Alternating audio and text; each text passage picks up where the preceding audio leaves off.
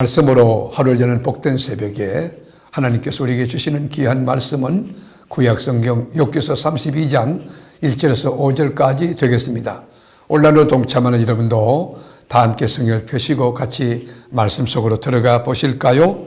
욥이 자신을 의인으로 여김으로 그 세 사람이 말을 거치니 남 종족 부수 사람 바라겔의 아들 엘리후가 화를 내니 그가 욥에게 화를 내면 욥이 하나님보다 자기가 의롭다 하며 또 세 친구에게 화를 내면 그들이 능히 대답하지 못하면서 욥을 정죄함이라.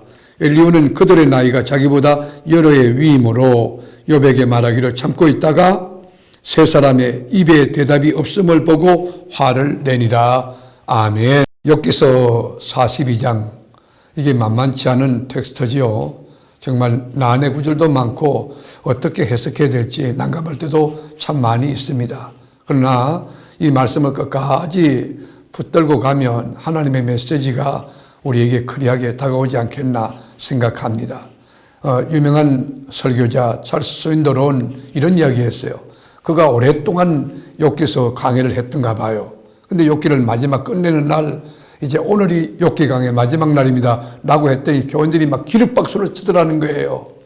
그 일 이후에 스윈더론 여행을 다니면서 많은 사람들에게 욥기 강해는 교인들의 기립박수를 받은 유일한 설교였다고 그렇게 수리합니다. 아마 교인들이 박수갈채를 보낸 그 내용은, 의미는 감사하다는 뜻보다는 이제 끝났구나, 지루한 그 욥기서 끝났구나는 안도감의 표시가 아닐까 생각됩니다.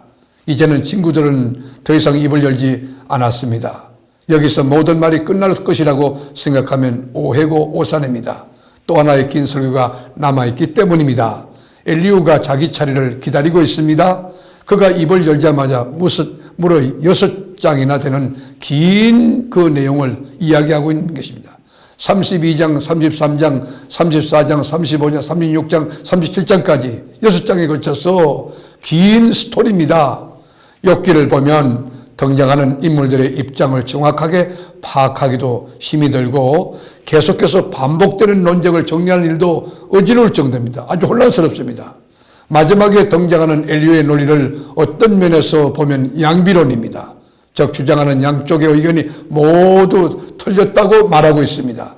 세 친구 이후에 갑자기 등장한 엘리후의 인물됨, 그리고 그의 입장을 정확하게 평가하는 것은 정말 어려운 일입니다. 또한 욥기의 마지막 부분에서 하나님이 하시는 말씀도 욥의 고난에 대하여 충분한 대답이 되지 않습니다. 그 충분한 해석이 되어 있지 않습니다. 그럼에도 불구하고 다시 욥기를 시작합니다. 이 어려운 시대에 신자의 고난의 배후에 숨겨져 있는 창조 하나님의 거룩한 목적을 알 수 있도록 하려는 열망이 여러분 제게도 있는 것입니다.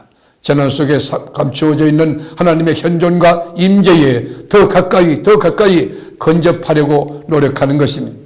엘리후의 말을 분석해보면 친구들이 이미 했던 말을 되풀이하는 부분도 있습니다. 젊은 사람으로서 오만하게 보일 정도로 강력하게 훈계하고 있다는 그런 느낌도 있습니다. 그는 친구들과 욥 사이의 논쟁을 다 들었고 욥의 최후 진술까지 다 들었던 그런 상황입니다. 욥이 당당하게 자기의 의를 주장하며 마치 잘못을 하나님께로 돌리고 있는 것처럼 보이는데 대하여 욥을 쳐다보고 욥의 입을 다물게 못하고 물러서는 이 세 친구의 모습을 보면서 분을 참지 못하고 화를 내고 있는 그런 내용이 오늘 본문입니다. 사람이 나이가 많다고 꼭 지혜로운 것인가? 라는 질문을 던지는 거예요. 가는 나이도 지혜로운 소년은 늙고 둔하여 다른 사람의 말을 들을 줄 모르는 왕보다도 오히려 낫다고 전도서 4장 13절에 이야기하고 있어요. 그러면서 바울은 그랬죠. 누구든지 네 연소함을 업신여기지 못하게 하라. 디모데에게 이야기한 거 아닙니까? 바울은 아들뻘 되는 디모데에게 네가 젊은 것 때문에, 생물학적 나이가 어린 것 때문에 사람들에게 무시당하는 일이 없도록 너는 오직 말씀과 행실과 사랑과 믿음과 정결에 대하여 믿는 사람들의 본이 되라. 믿는 사람에게 모범이 되라. 그렇게 권고했습니다. 인생의 경험에서 나오는 지혜가 아니라 참 지혜는 성령과 하나님의 말씀으로부터 나오는 것입니다. 신체적인 연령, 정신적인 나이, 영적인 나이, 그거와 비례하지 않는다는 것을 엘리야의 말을 들으면서 우리는 깊은 교훈으로 받아야 될 것으로 생각하는 것입니다. 어떤 분은 3대 예수를 믿었다는데 믿음이 미온적이에요. 성령의 불체험을 한 경험도 없고 이 거듭난 흔적도 없는 분들도 있을 수 있습니다. 여러분, 사람을 슬기롭게 하는 것은 사람 안에 있는 하나님의 영, 성령의 역사, 그리고 전능하신 그 분의 숨결, 그 입김이라는 것을 엘리야는 알았다고 8절에 말하는 거예요. 나이를 먹었을지라도 고정관념에 붙들려 있어서 아주 딱딱한 생각이 굳어있는 사람이 있어요. 자기 세계에 갇혀있는 그런 사람이 있어요. 자기 감옥 속에 있는 자기 죄수예요. 여러분, 우리는 말씀 앞에 유연성을 발휘하면서 아무리 힘든 문제도 말씀의 원리 안에서 풀어갈 수 있는 지혜가 필요한 것입니다.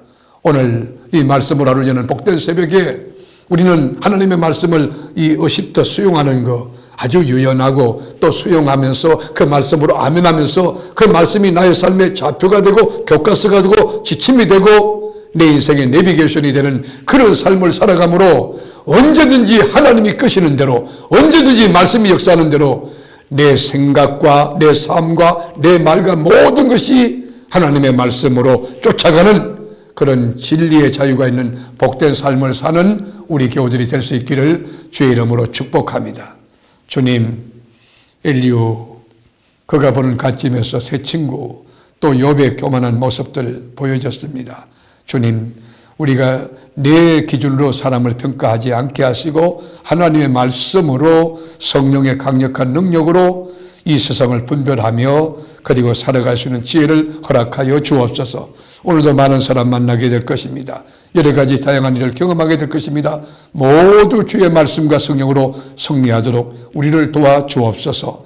우리를 죄와 사망에서 건져내신 예수님의 이름으로 기도를 드립니다. 아멘.